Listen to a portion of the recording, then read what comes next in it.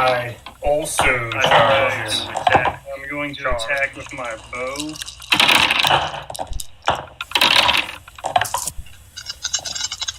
I also charge. Charge. Alright. I'm going to attack with my bow. Alright. I'm going to attack with my bow. I also charge. To attack. Charge. I also charge. I'm going to attack with my bow.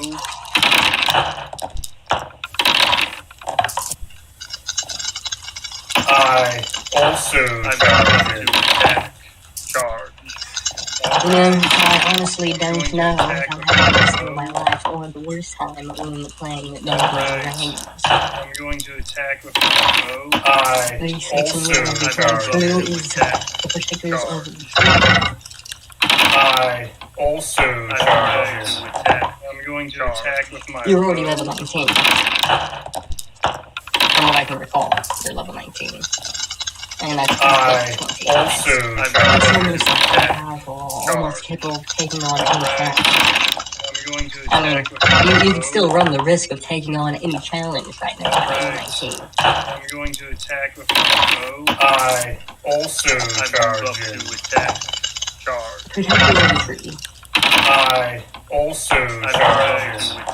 I'm going to attack with my bow. Centuries ago, this region was the focus of a large-scale Duro excavation project.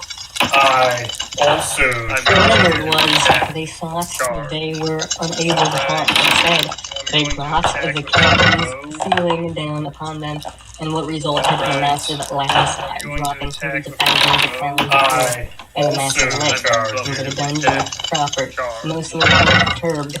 They moved their operations to a more suitable location, leaving the rubble wreckage behind. Amidst the rubble, however, was something unique, an ancient tree touched by the gods of the stars, guarding the houses and inhabited the forest of the surface world, a tree older than the first living thing, and something to be cherished by all woodland races. Somehow, the tree survived the mile-long fall from sunlight to darkness, and for survival emerged the profound duty for the elves, protecting the sacred tree from the ravages of the underworld. The Elven Kingdom called for its greatest warriors, its leanest mages, its holiest druids, the father of elven youth, and open wisdom. The elders were called to renounce the stars of the heavens from the caverns below in order to defend the sacred tree. Belar Hadros, the Elven King, further called upon the life that owed his kingdom by a nearby dwarven clan, that they might have dwarven expertise in defending their new hardpoints. It was a holy calling, a sacred duty. Those called did not hesitate. They would build a true open city with the beauty of the sun and moon for the darkness. As the years sped by, the monster of adventure faded, leaving the duty cold reality in its wake. In the end, the glittering new outfits remained near fall in the ground, separated by emptiness without life, and without the light of the world above. Still, it was an important duty, and where adventure failed, discipline remained. Today, this place is an underground sylvan paradise in the eyes of the casual observer. The sacred tree still flourishes, despite its location on a small forest set up about the fence, an intricate network of mirrors channels of Christ of light down to the council fire. The druids had performed these magic from here, cleansing the earth, pulling up a stream of fresh clean water through the creatures of the forest. The frontiers appear secure and all is well. Unfortunately, there is a cancerous lost in paradise. The High Council still consists of 7 elders, but they are divided in personal spirit, losing sight of the bigger picture and higher truth for station here. And no Riel, the last Cecil Riel, the High Ruler speaks more to the trees than he does to his followers. No one knows how old he is. He has, it is said, been in the fortress forever, or at least since the tree fell. And Oriel is well known to suffer and apologetic, or even a twig broken, a leaf crushed, yet he does not flinch at spending the lives of elven troops like water, provided that it is that they perform sacred duty. I'm going to attack with my bow. I also charge in. Charge. Glory yells in distance to the outside world is hotly contested by the second member of the High Council, Jacane Lightshield. Jacane is wholly armed in the son of one of the Celestials who built this place, and his heritage burns in his blood and mien.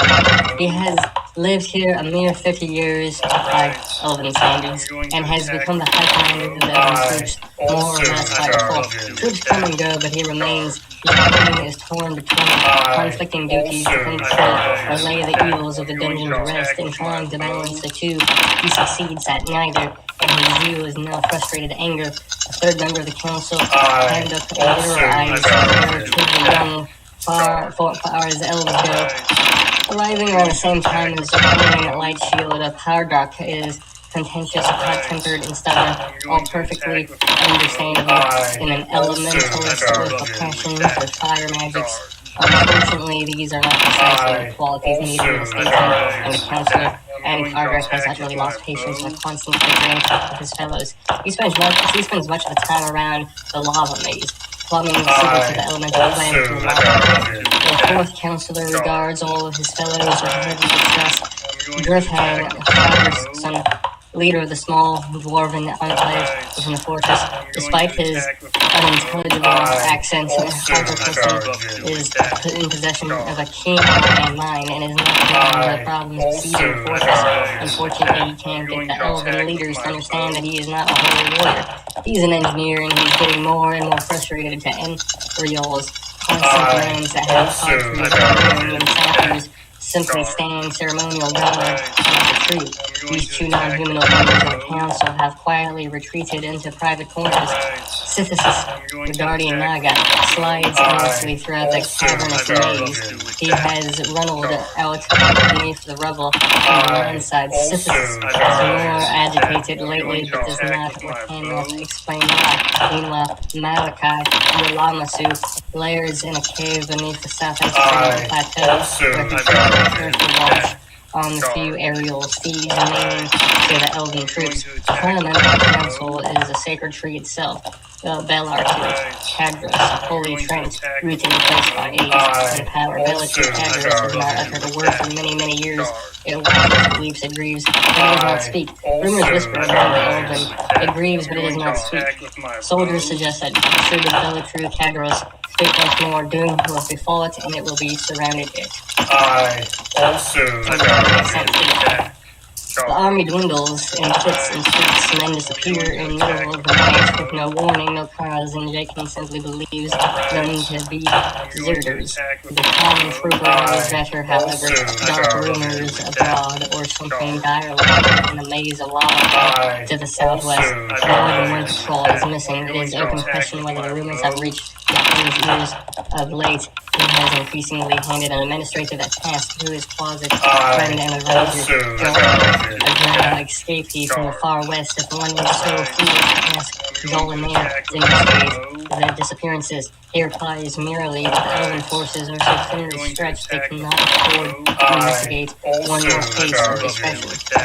The desertions and disappearances have grown so frequent and the unrest so rampant that the elven queen above has sent down a spy to investigate.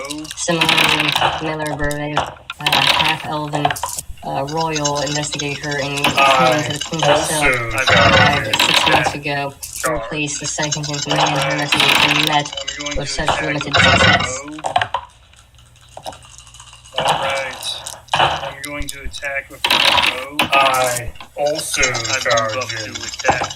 Charge. Abandoned Blind. At first glance, this seems to be one of the most uninhabited places imaginable, although the temperature is tolerable. Instinct screams that the nearby lava flow is a pit of fire, danger, and death. The wicked shards of glassy stone jutting out of angles will only add to the impression that living beings are completely unwelcome here. And yet a straight shaft of light looms, something that in decay appears to have decidedly unnatural boundaries. also charging. Testing grounds. Stench emanates from the depths of this canyon, soaking in the wind, stings the eyes. The stony walls seem to have shattered in places, and others scorched, and still others melted. It is as miniature war has taken place here. Those who found the remnants utter violent abandon. In the clearing clear of the canyon squats metal scaffold that looks for all the world. It is simply welded together in a haphazard mass. A closer look and the silver length of metal resemble teeth.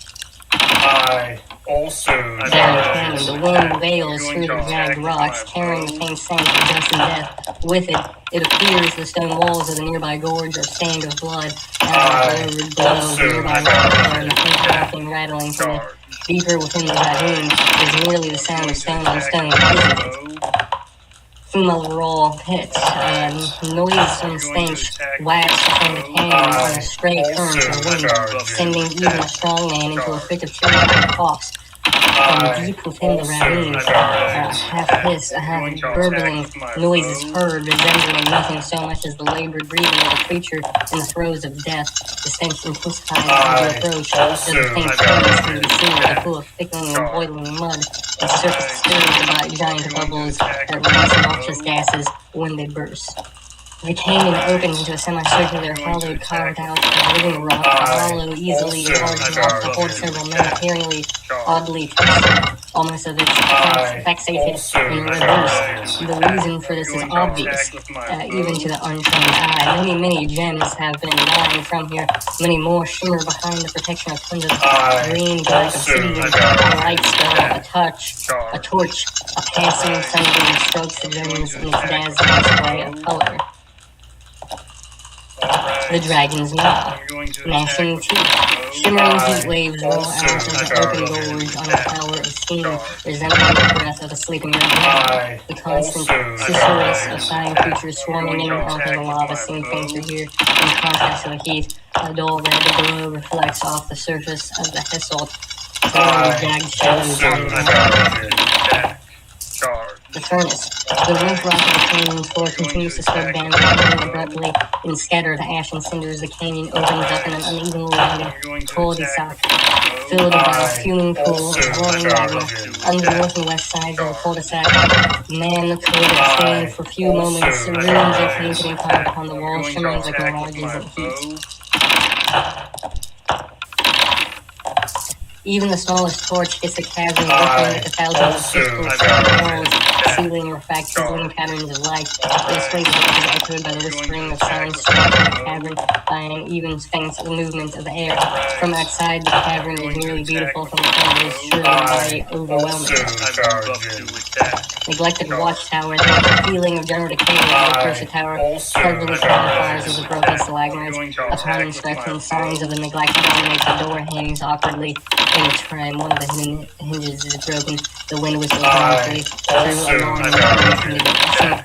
In the rock of the tower, the musty scent of death is by the occasional gust of wind. Unfriendly watchtower from a ghastly field of flowers, just a jagged stump of rock stretching like a mud 20 or 50 feet. Once it is a graceful stalagmite, now it looks like a round truth incongruous amidst the rigorous flora carpeting the cavern for as far as the eye can see. Indeed, the rampant overgrowth has even begun to attack the stones themselves. Ivy, flowers, right from the base of the roots finding purchase in even the smallest crevice. In the distance of a keen eye can make out one or two more larger stubs of broken stone that are similar under siege. I'm going to attack with my bow. I also charge with that charge. I also charge. This pleasant meadow is surrounded by remnants of stalagmites, each casting a finger-like shadow over fields, and it is occasionally marred by the microscopic weapons. Beside the the area seems curious. Still, the stillness and bears the hint of the unfriendly eyes watching. The broken stalagmite rises from a sea of knee-high grass, casting shadows to the southwest. There is no wind here to stir the grass, and there are creatures that scamper about and have learned to do so. For the races of men, there is nowhere to hide on this wide sea of grass. With my bow. The sealed fortress reaches a good 60 feet into the air, curving around the eastern side to form a jagged L protective stone bulwark on all sides, allowing the fortress defenders to defend against foes from all directions. As the fortress cradled in the curve of an L, a gnarled and twisted oak has taken root, its branches rising nearly 50 feet high. Shield wall granite edifice stretches across the southern border at least 100 paces long and easily transforms the height of the mountain. Its immense outer bulwark is long ago planed and polished into a darker crenellations. Its shadow brings us back to the echoes of the rest of the cavern. Since the structure silent sources of light save the hints out of the twilight that slip around the edges. Nothing grows on the rough expanse of rock and sand that are stretched out beneath the shield wall of darkness. From what I can gather, this entire stretch of the dungeon is still caves, but they're foresty, illuminated caves. An underground forest is what you've been going through. That has plenty of creature-made towers. Malachi's lair, the shadows cast against the encampments of the plateau, bind the great support columns, swallow the light for several feet to either side of the opening of the rock, so the tendency of the eye to exaggerate the light between them is understandable. Second look suggests something more. Smaller pillars that flank the opening cast shadows that point the wrong directions to be cast over the central sun. On even closer examination, the pattern of the light on the stone ripples gently in response to the central columns seems to have been shaped to suggest the myriad of shapes unidentified by yet light and shadow. The cavern itself is a wonder. Columns shimmering in the soft luminescence. Columns of the cuddly alabaster have caused a master touch. Usually fantastic shapes revealing the hidden treasures within the ceiling. A good 15 feet high is followed by tissue-thin fans, gold veined stone. A nymph is caught in the midst of an eternal bath of liquid crystal. Her hand outstretched, a bird, a palmer mage, lying the violent pyramids of the stone. A delicately winged fairy dances, suspended only by ribbons of stone as fine as silk. I just have no idea what I'm saying or reading right now. This is a real low point for level 19 of D&D. Tattoo Coral. Tableland slopes gently upward to southeast. At the very edge of the darkness, the gentle slopes disturb the gentle, wavering grasses of the plain. Those boundaries created by the fade and the light. The plateau does not allow a large herd of creatures to roam free, but a quick glance reveals a winged beast, clearly not enough to carry before Garrison. Nixie Ritter. Here the river pours into the lake, the ground is soft and marshy, the fitting uneven. The fishy, unpleasant odor of the lake is much less noticeable here, replaced with crisp, clean scent of freshly rubbed water. And Rose Grove, the trees in this grove are all gnarled and twisted, and their canopies overhang, clearing, blocking the light. Thorny vines wrap around the ankles of the unwary and bramble bushes, grasped with little fingers at legs and close. At every step, the dried leaves crunch, stones beneath their feet, and the branches whip at unprotected eyes. And none of this makes any sense, really. I don't really build anything in my mind. I feel like probably already too much. Take the secret escape tunnel. This tunnel is small and claustrophobic, and only the faintest hint of light piercing from far end. The rock walls are rough to the touch, and the ground is uneven, requiring careful attention to one's feet. I'm going to attack with my bow. You make it to Sisyphus's lair. Lair. The warm air of the chamber reeks with mild decay and simple neglect. Lengths of translucent hide peek out from beneath small piles of sand and grit scattered about. Some of it has surely fallen to the walls that far too much to be accounted for by that explanation. A few elongated bits of furniture are also present, quite obviously not designed for human use. Sand pit. A thick reptile scent clings to the most air here. The rocky floor breaks down until ultimately gives way to dark, fragrant sand, too warm for most humanoids to handle. The heat makes the room seem far more claustrophobic than it truly is. I'm going to attack. Messy hall. The corridor streams runs the length of the hall reeks. The disorder hasn't crossed the line from messy to the filthy, but it's well on its way. Steam vents. The air in the room is wet with stifling steam rolling to thick clouds near the ceiling. Office. The small room is built along the lines of the storeroom, sparingly decorated and sparingly furnished. The ruler straight walls and sharp corners are hallmarks of dwarven precision, but a simple knotwork design carved at the joint of the floor ceiling speaks at elven sensibilities. Rickety shelves lying along the eastern walls. The battered desk sits a few feet into the wall. The western wall is shrouded by a heavy moth-eaten tapestry depicting a scene from an elven legend. Storeroom, temple hall, cold pantry, Griffins, dwarven tower, dwarven barracks, cavern, dwarven forge, armory and sale, quarters, elven barracks, guard patrol, volcanic mud pit, elven barracks, Grey Ranger's lair, fairy room, unpleasant strikes. I'm going to attack with my bow. I have no idea what that part was all about. The Tree of Life just sort of seemed like a bunch of random, nonsensical noise. I couldn't really do anything about it. In the Tree of Life, it didn't seem like there were any encounters. Everything was just sort of tense. I also charge to attack. I also charge to attack. I'm going to attack with my bow.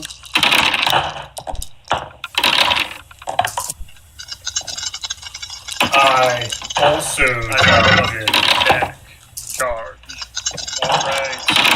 I'm going to attack with my bow. The holes of flesh. Alright. I'm going to attack with my bow. I also charge to attack. Charge. I also charge to attack. I'm going to attack with my bow.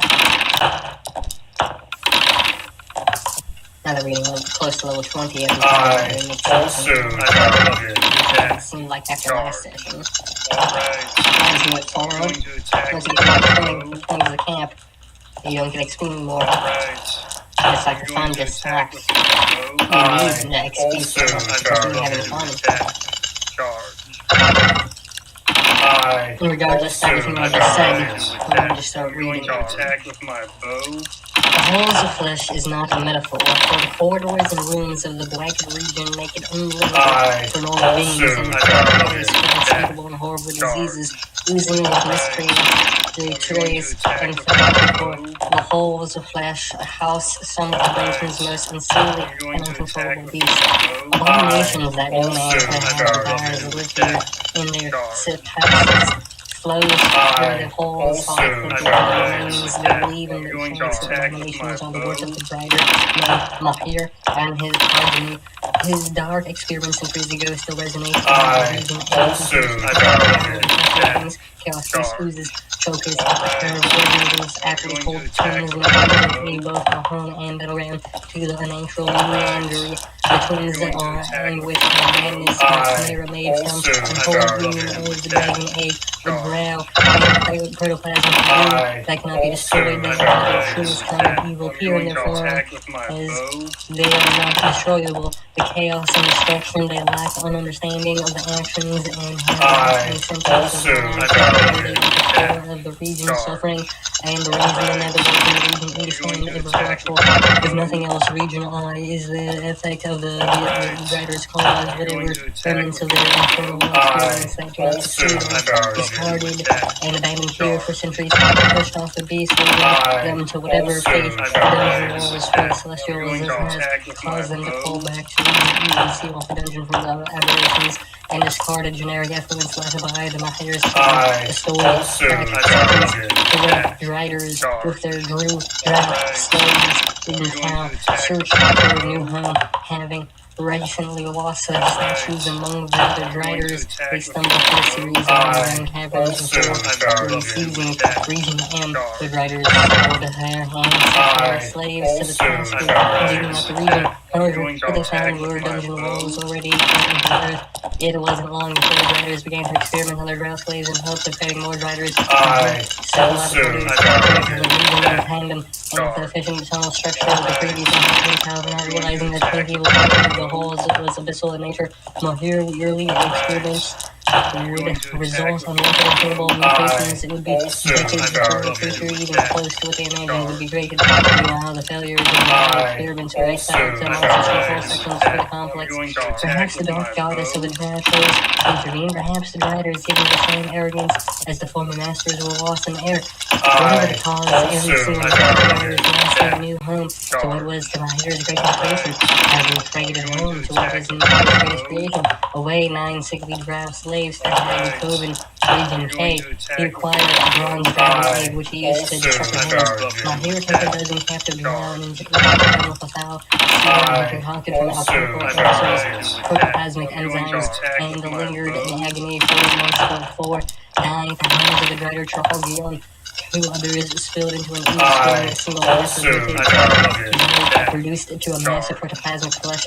Only the mass, which after 2 short hours then ramped out of the laboratory and into the southern holes of Region 1. The 20th or 12th drow survived, left convulsing and vomiting in a catatonic state, sprouted into savage, 3-headed abomination. The creature's first conscious act became the creators. Mahir's all the form of assistance quickly fell into vicious attacks. Within weeks, most of the conscious were lost as 2 unstoppable juggernauts broke through the wall and doors in search of more victims. Since the terrible accident that forced the Driders to abandon their quarters, they once full home Driders in the ground had formed a small officer region, but in the veil, now the Driders forced the Drow is left in the holes of flesh, invigorated against the attacks that have driven their brethren to such madness. Environment of the holes. I also charge. Alright. I'm going to attack with my bow. Alright. I'm going to attack with my bow. I also charge to attack. Charge. I also charge to attack. I'm going to attack with my Tuning the flesh environment of the hole since the contamination caused by Mahir, the holes of flesh have earned their dastardly unnatural life enough to have undead dare not enter. This is the swamps and monstrous menaces of the threatening characters while adventuring within the holes of flesh. Environments pretty much contained to the fact that area mingle with the unholy then take regions and all the domination will dwell in the halls and adapted to bizarre properties. Recently, arrivals are in the rude awakening. Characters and creatures exploding not healing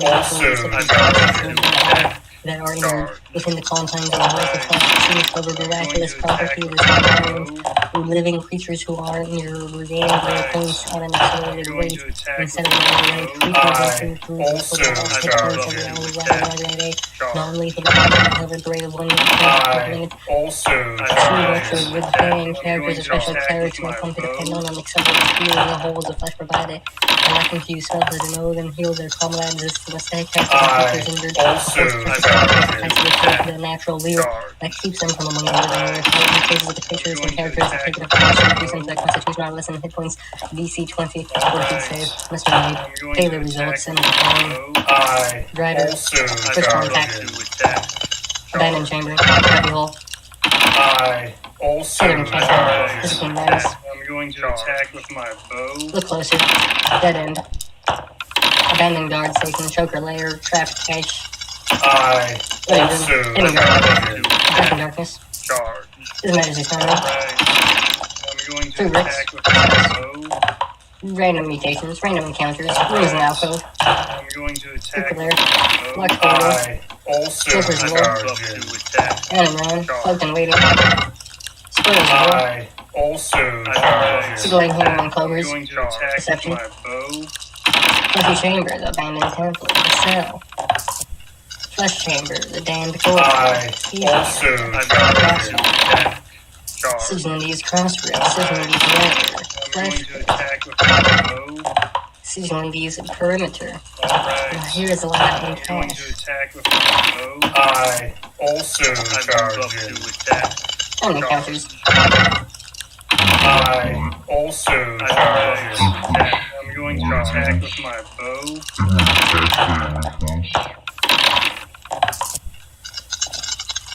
I also charging.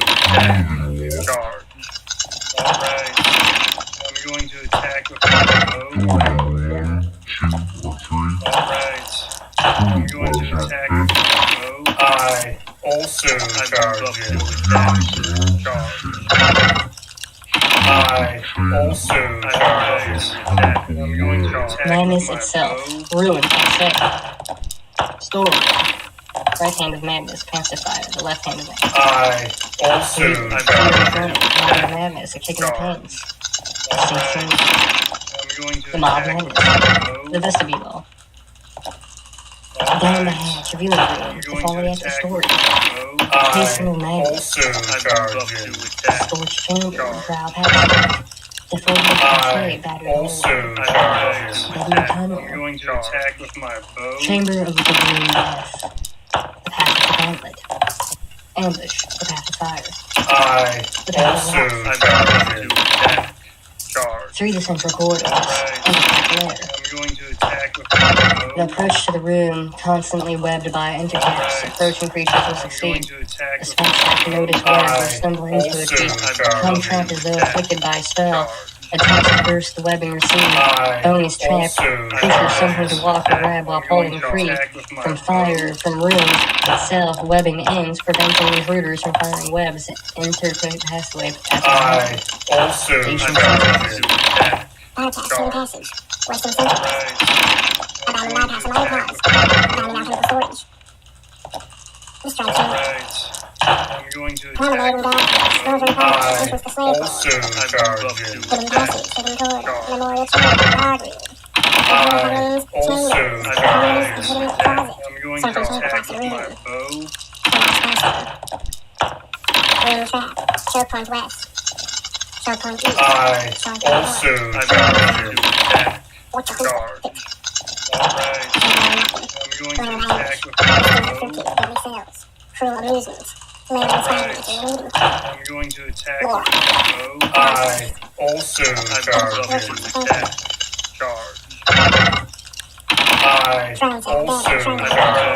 I also charging. I'm going to attack with my bow. Northern promenade. Hidden weapons cache. Room to barracks. I also charging. Door morass. Charge. Morass cache. Promenade. Gateway to the I'm going to conspirators. attack with my Filthy bow. barracks. Gauntlet. Empty chamber to the temple. Alright. Temple. I'm Shamaran's going to quarters. attack with Ashihara cell. my bow. I also charging. All back position. Empty chamber. I also charging. Hard wall. I'm going Passage. to attack with my bow. Are we getting close to level 20? I don't know what all that was about. You're still level 19. That came I up also charging. Charge. Alright. I'm going to attack with my bow. Alright. I'm going to attack with my bow. I also charging. Charge. I also charging. I'm going to attack with my bow.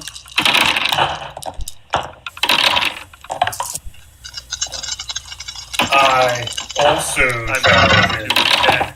Charge. Alright.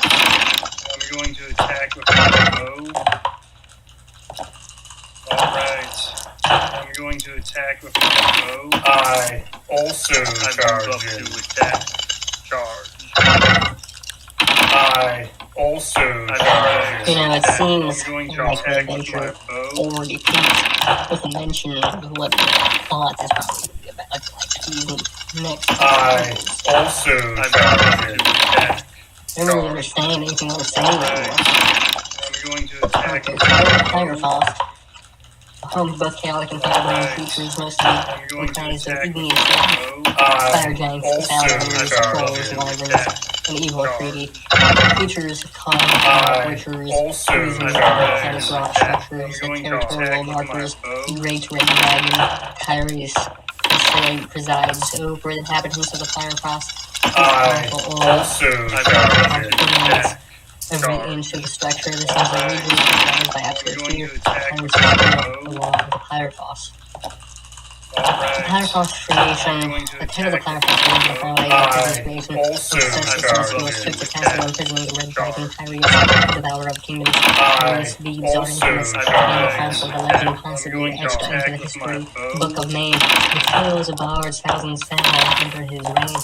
For centuries before the power of Celestials finally subdued the Celestials originally decided to destroy Kyrius, but the finally God's execution would start a war in heaven that he would do everything in his power to avenge his son. To avoid a conflict, the Celestials struck a bargain as the God of Chaos would punish him in prison Kyrius, and in return the God of Chaos would surrender and marry the children and tell them in the Kyrius papers. With this accord, the mighty thunder clap echoed from the heavens, the Celestials shouted the crest of the realm, and from the force of the earthquake shook in the land. The God of Chaos cast his children into the great Celestials, encasing them in magma. The molten rock cooled with the stone, and the Pyrophos was forged, or the story is told to children. Kyrius is one of the most feared entities in dungeons, just like the most powerful creature. Kyrius craves control of the Celestial says remorseless hunger for annihilation and legendary displeasure in life is to destroy Kyrius' lust for devastation with reward for the deities of the abyss who gave him unmatched control. His violence and hard food it will take centuries for his stage to reach a whole and the Celestials imprison Kyrius behind a magical wall of ice. And so the legend goes, Kyrius' sleep would last 1,000 lifetimes, and for each kingdom to be destroyed. But then the great earthquake came, shaking the dungeon's foundation, and the portion of the great fire, and the beast woke from its sleep. As the walls of the dungeon waned, Kyrius' power grew. The structure of Pyrophos, many fire creatures have made their home in Pyrophos, forming a diverse ecosystem. The Pyrophos consists of a series of niches and rings. Each ring of the Pyrophos is a community of creatures, and a center of each ring lies inexplicable path draws the creatures to protect it. The power is ready to be awakened. Each race draws upon the evil in a different way. They control the drive, and makes the inhabitants territorial. They rarely leave their ring. Such territorialism, they rarely leave their impaled ring to clearly link its territorial markers are usually orange basalt structures, magma carved basins, lava pools, bloodstream paintings. Whatever iconography works. Interaction with players that happens, it revolves around elements, disposition, hierarchy. Some rings exhibit a mutual order, while others are less cooperative. Altogether, they are 9 rings based on locations where magic is weak and Kyrius is evil strong. I also charge. Alright. I'm going to attack with my bow. Alright. I'm going to attack with my bow. I also charge with that. Can't stop until you feel how you finish. I also charge with that. I'm going to attack with my bow. Positive XP, you're missing out on a lot of good XP here, bro. Dude, you're missing out on so much XP. You're missing out. I also charge with that. In place of despair, anyone entering into Pyrophos is overcome by an impossible sense of dread. Flavor's presence is over the region. Sustain the concept of fear in Pyrophos. Don't be afraid to proceed from Pyrophos. Since the region seems despair, always shaken while they remain, they will become shaken again. They become frightened. There is no cure for this, save Kyrius' death. The Pyrophos is unsafe, and this should be reinforced by the tome. Whether descriptive or improved for mechanics. The first 2 rings compose of snake-like dwellers, salamanders, and dahirs. The two groups are separated by a variety of traps and narrow barriers created by celestials. In the first round of Firefrost, the salamanders have built a hierarchy society. Flame Brother salamanders are most common salamanders. Their control is the head and their attacks and into the Firefrost. The Flame Brother salamanders are led by the conglomerate of noble salamanders. The biggest threat to the salamanders is their hair quality and singing. Periodically attacks the Flame Brother salamanders mark into their hair. The salamanders have reckoned these rocks of the snake-like seagulls burn it into stone. The Behirs, inhabitants of the second layer of Firefrost, climb into the Firefrost as hospitality and appears. Liking now not the idea that is a red dragon master. The Dragon dragon isolate themselves rather than coexist with these creatures. Thus, the Behirs have contact with others. They maintain a close eye on their closest, guiding any creatures entering the realm are consumed. The third and fourth and fifth rings of Firefrost. The third ring of Firefrost is located in the river of lava. Fire giants make their home on the lava river shore. They have created a military society of banks and fire giants are led by the king of Gahnex, who wears a greater circlet of persuasion. I also charge you. Within the river itself, the northern magma is water in the basin of the lava river. The worship Tyrus and spend their days trying to catch a glimpse of the dragon. Once per day, the magma pray to Tyrus, beseeching him to smite the fire giants. Despite Tyrus' ability to respond to the magma, continue to worship their among the dragon beasts in the region, the fire giants show them a little respect. The fourth, fifth, and rings, Firefrost are similar to the second. The fourth ring occupied by trolls who were once imprisoned on the island, living safely inside their walls. The fire giants seize the island from the trolls and seize their ancestral relic, forcing them into the dungeon. However, unable to fight the fiery power of the giants, the distraught trolls retreated into the fourth ring. Here they found Freddy, Balthazar's, and Karen imprisoned in the lantern. A troll accident freed the freaky, granted their wishes and became the general in the campaign against the fire giants. None of the trolls protected the giants, fire waged war. The inhabitants of the fifth ring, Azirs, disliked the giants. Smaller than the newest counterparts, Azirs initially enslaved by the giants to mine for gems. Those who didn't dig were put to work in the giants' forges. There was little that Azirs could do to defend themselves until the self-proclaimed prophet drove the giants back. Terrified and overmage with a single word from his holy body in the presence of his icy blade commanded the fire giants back. Bringing the Azirs and giants tyranny in return, Terakal became their god and protector, savior, and leader. He treats Azirs well and takes what gemstones he needs for his ritual. In addition, he asks but does not demand that Azirs attend daily service to honor his god. I'm going to attack with my bow. I also charge you. I also charge you. The outsiders see notice attack of Terakal, the hidden agenda to that Azirs. He is benevolent and unworthy of suspicion. In truth, Terakal, the whole is not only the but perhaps the most destructive in the region. Terakal has all the items he needs for his ritual. Gems, 2 spread potions of fire bolts, normally found in another critical potion, but these are used in very specific amounts. A cloak of Eastlands, and 2 living sacrifices. Once complete, Terakal will become a divine lord of fire, capable of almost anything. I'm going to attack with my bow. What am I even reading? I also charge you. Charge. Alright. What is a completion? Alright. I'm going to attack with my bow. I also charge you.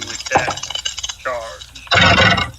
Firefrost hosts the fire salamanders, voids and flame brothers patrol the catacombs and run outskirts of the first ring, expelling invaders who cross their territorial markers at the salt gate in deep chasm on the south and flaming salamanders and the creature that crosses the boundaries and invited attacking ferociously. The fire salamanders, ruled by noble salamanders and the ranks of the flame brother. The Flame Brother salamanders are guards of the low self-expanding Flame Brothers rising salamanders attack and not proving their worth as guardians of the community. The Flame Brother salamander performs a worthy deed of a defensive allies. He is promoted to the rank of Professor and begins commanding patrols. Professor, distinguished from the times of the salamanders by the steel lockets by the wear of their necks. Each of their rockets contains a single scale from the noble salamanders and promote them to Professor. The nobles then ruled the fire salamanders and the powerful scold the Professor's hair, and distinguished from their other salamanders by their shoulders patched with scales on their forehead. The Kassir are the oldest, and the rest of the fire salamanders. The Kassir all consist of the noble lords. The Kassir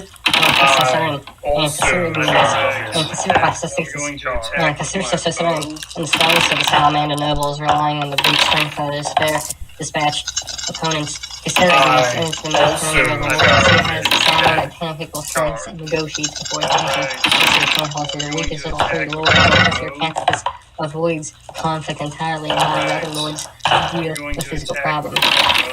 Even though none of their lords made any logical century imports. To me, that was already hard. Like, what exactly did that just say?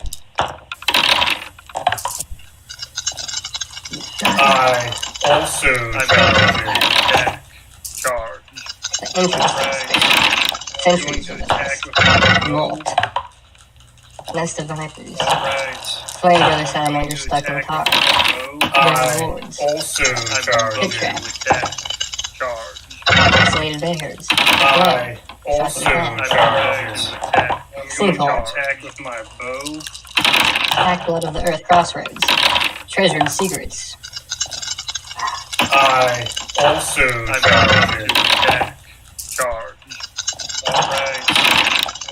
Cult of tyrants crossing the river bridge. Fire giants forge.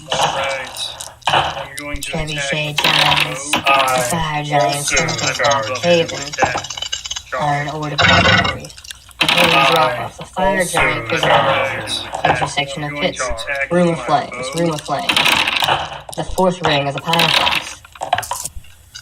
Azir mining equipment storage. A burst of lava.